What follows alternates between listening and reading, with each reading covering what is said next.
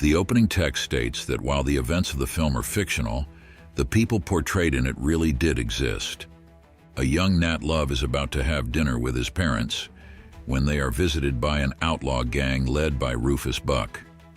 Nat's father recognizes Rufus and pleads with him to leave his wife and son out of whatever grudge he holds with the senior Love.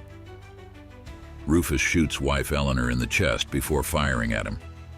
Nat screams as he watches his parents die before Rufus carves a cross symbol into his forehead. Years later in Salinas, Texas, Nat is an outlaw himself, going after more deadly criminals. He tracks down a former cohort of Rufus's, Jesus Cortez. Cortez recognizes Nat, but before he can kill the man, Nat draws first and shoots Cortez dead. He tells the pastor of the church where they had their standoff to call and collect the bounty on Cortez. Nat would do it himself, but he is worth more to the law. Elsewhere, Nat's fellow gang members Bill Pickett and Jim Beckwourth ambush the Crimson Hood's gang and rob from them, but they capture one member, Monroe Grimes. He taunts the two as they don't realize whose money they have just stolen. At night, Nat travels into the town of Redwood to the saloon operated by his former love, Stagecoach Mary. Working there is another old associate, Cuffy, who is in charge of handling the patrons' guns. Nat and Mary kiss upon reuniting, but she only does it to remind him of what it was before slugging him in the face for leaving her. They reconcile and begin to get intimate until Pickett arrives and tells Nat about the heist. He and Beckwourth bring Nat to meet with Grimes, who tells them that Rufus is set to be released from prison, and he will come after them for stealing his money. Nat appears to be ready to kill Grimes, but he instead lets him run away. Rufus's gang, led by treacherous Trudy Smith and sharpshooter Cherokee Bill, ride their horses to the train where Rufus is being transported. After infiltrating the train, they take hostage the son of the captain of the guards. The gang forces their way into the train car with Rufus in it, and Trudy blackmails the captain with the knowledge that he and his men wiped out an entire village for silver. They free Rufus, and he orders the gang to kill all the men except the captain's son since he can drive the train. The saloon is visited by Marshal Bass Reeves so that he can arrest Nat. After a brief standoff, Nat complies and goes in cuffs with Reeves. Rufus and his gang arrive in Redwood, where he confronts his former associate Wiley Esco, who is now the sheriff of Redwood. He has been squandering the town's money on personal expenses, like his golden teeth. Rufus beats Wiley in front of the townspeople and knocks out some of his teeth. Rufus orders him to leave town. Reeves brings Nat to the outskirts of town, where it turns out the arrest was set up so that Nat can personally go after Rufus without involving his gang. However, Mary, Cuffy, Pickett, and Jim all follow and catch up to the two men. Despite Nat telling them to stay out of this, they choose to stick around. Jim, in particular, wants to prove that he is faster than Cherokee Bill as a gunslinger. Trudy takes back control of her own saloon and admonishes Rufus for having left things in charge to Wiley, but he assures her that her leadership was needed for keeping gangs in line. She and Cherokee address the townsfolk to let them know that Rufus is in charge now. When one man expresses defiance, Rufus guns him down in front of everyone and then reasserts his orders for the townspeople to pay the gang off. Nat and his gang find Wiley riding through the woods and capture him.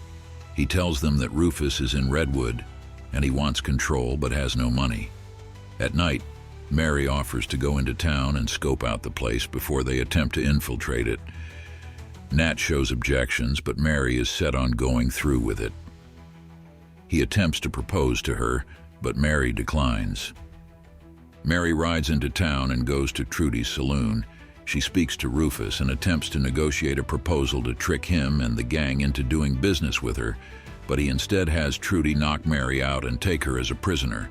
Trudy lets Mary live for a day to see if the gang will come for her. While keeping watch over her, Trudy tells Mary the story about how she used to have a sister, also named Mary, who suffered from polio. A neighborhood girl named Hope would bully Mary, and one day threw something at her and caused her to fall and injure herself. Trudy's father beat her for not protecting her sister, but when he went to Hope's house to beat her as well, Trudy's father and Hope's family were all horrified to find that Trudy got to Hope first and slit her throat. Nat and the rest of the gang ride into Redwood for Mary. Jim attempts a standoff with Cherokee, but he couldn't care less about proving himself to Jim. When Nat tells Trudy to bring him to Rufus, Nat is brought in but is stripped down and beaten in front of Mary. Rufus comes in and reminds him that he stole his money, so he orders Nat and his gang to pull off a bank robbery to return what is owed to him, plus interest out of petty spite. Rufus orders them to go to Marysville, a predominantly white town. The gang heads into Marysville with Cuffy reluctantly donning a dress to go through with the heist. The men guarding the bank draw their guns on the gang, but Nat and his men are quicker. They make their way out with the money without hurting anyone and flee when the sirens go off.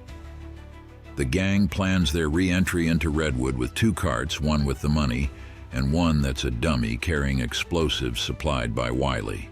When they get there, Reeves goes off walking with Cherokee while one of Rufus's men inspects the dummy cart. It explodes and blows the man to pieces. Nat comes in with the real cart, but Cherokee holds him at gunpoint. Jim does the same to Cherokee and prepares for his long-awaited standoff, but just as Jim is counting slowly, Cherokee shoots him in the face. A gunfight ensues between both gangs, with Pickett acting as a sniper for Rufus's own snipers. Mary is freed and goes after Trudy. The ladies abandon their guns and brawl until Mary knocks Trudy out with the blunt end of a rifle. With most of Rufus's gang being mowed down, Pickett and Cuffy enter the saloon, where Cherokee shoots Pickett with his back turned. Cuffy draws her gun against Cherokee faster and shoots him in retaliation for Pickett. Cherokee is shot in the throat and staggers outside before collapsing dead. Wiley tries to go after Rufus with his dynamite, but Rufus shoots the explosives and blows Wiley up. Nat goes into Rufus's building where the man is preparing for Nat to kill him. He then tells him the truth about why he killed his parents. Rufus's own father was an abusive drunk who later disappeared.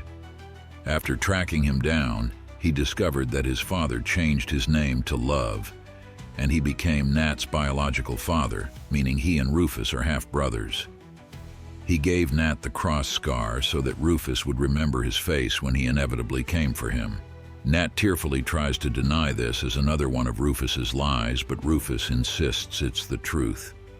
Nat shoots Rufus dead but closes his eyes in respect. Nat rejoins his surviving teammates before they bury Pickett and Jim and add another grave with Nat's name on it to fake his death, which Reeves will back up.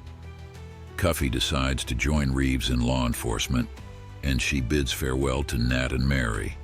The two ride off together, while a still alive Trudy watches them from a distance.